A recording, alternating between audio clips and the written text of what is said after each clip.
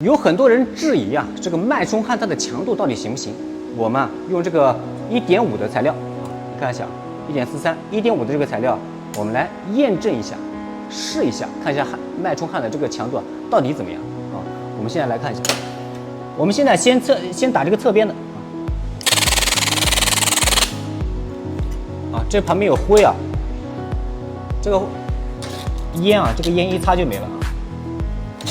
焊道也是很白亮的，我们来掰一下，看这个强度到底行不行。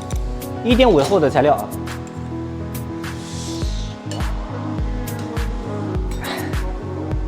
这材料这个强度行不行？啊，材料都掰弯了。但是有的人说，哎，你这个是打的侧边的，你要是穿透呢？穿透行不行呢？我们来试一下穿透的啊，同样是1.5厚的材料，比如说我们采取这种点焊。焊接速度非常快，你看，焊接的焊道也很圆、很饱满，然后呢，擦一下，白亮白亮的，这个行不行呢？背面也是没有痕迹的啊。这个行不行呢？我们来掰一下。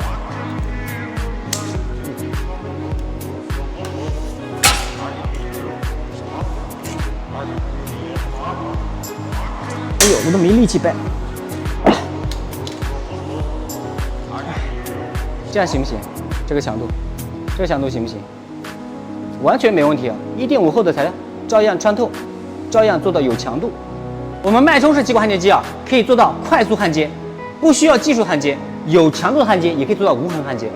适用于什么板材呢？1.5毫米以内，或者说2.0毫米以内，因为我们有两款，一款是针对1.5毫米以内的这个薄板，一款呢是针对2.0毫米以内这个薄板的这个快速点焊啊，非常适合，效率啊给你提高，不是1倍2倍。